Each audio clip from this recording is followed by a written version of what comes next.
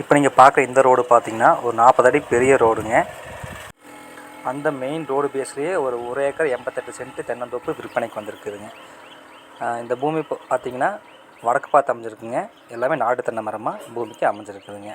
இதில் பார்த்தீங்கன்னா நமக்கு கூட்டு சர்வீஸ் வந்துடுங்க, 7 HP சர்வீஸ் வந்துடும். அது இல்லாமல் இந்த பூமிக்கு பார்த்திங்கன்னா கிணத்து பாசமும் இருக்குது. வாரத்தில் 3 நாள் சேர் கொடுத்துருவாங்க. இந்த பூமி எங்கே அமைஞ்சிருக்குன்னு பார்த்தீங்கன்னா பொள்ளாச்சி டு பெதம்பட்டி போகிற வழியில் அம்மாப்பட்டின்னு சொல்லுவாங்க.